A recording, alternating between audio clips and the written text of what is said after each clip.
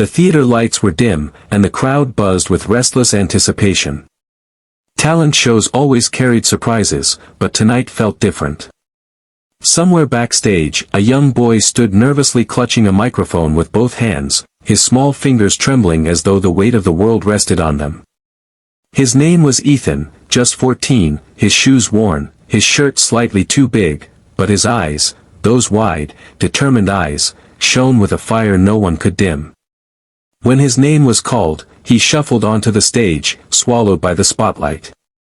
From the audience's view, he looked fragile, almost too fragile to be standing there. The judges glanced at one another, unsure what to expect.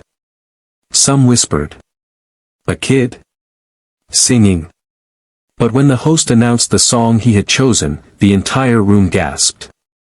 It was one of the hardest songs in music history, a song most professionals avoided because of its impossible notes and raw emotion.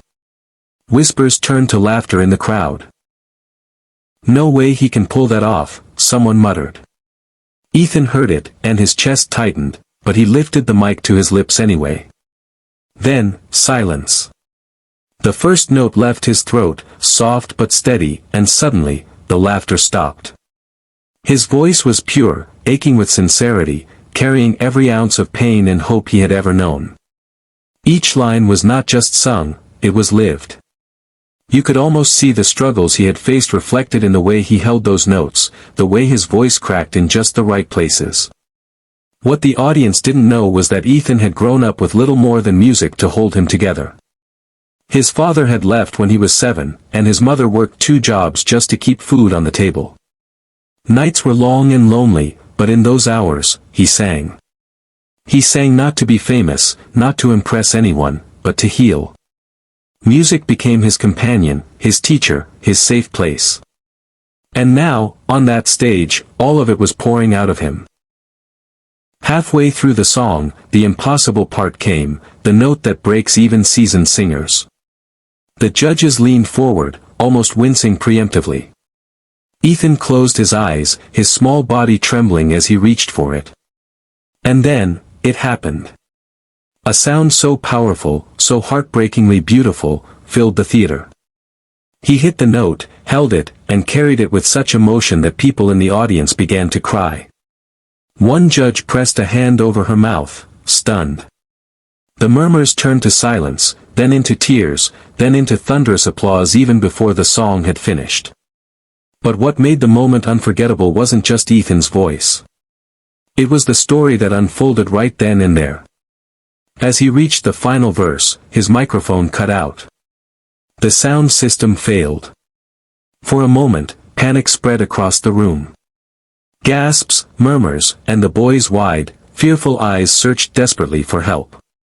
And then, something extraordinary happened. A man from the audience stood, lifting his phone with the flashlight glowing, and began to clap in rhythm, urging Ethan to keep going. Soon another joined, and then another. The whole theater lit up with hundreds of lights, clapping, cheering, willing him to finish the song. Ethan, fueled by their kindness, dropped the mic completely and sang with nothing but his voice, raw, unfiltered, soaring through the hall like it was meant to be heard this way all along.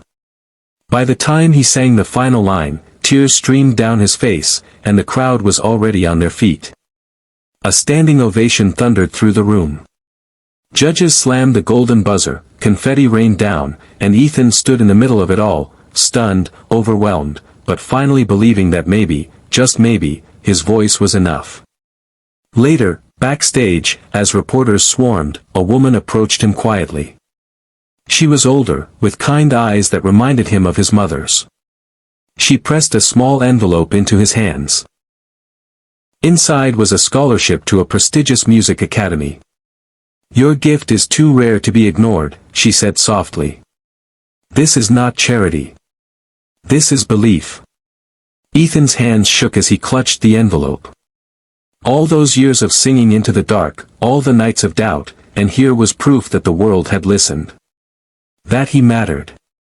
That his voice could light up hearts far beyond the walls of his small bedroom. As he walked out of the theater that night, confetti still stuck in his hair, he spotted his mother waiting for him, tears running freely down her face. She pulled him into her arms and whispered, "You did it, Ethan. You showed them who you are." For the first time in his life, he didn't just feel like a boy who sang to survive.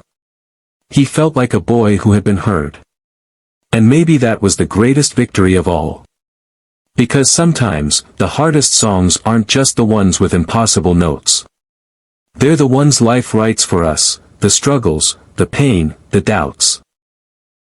And when we find the courage to sing them anyway, the world listens.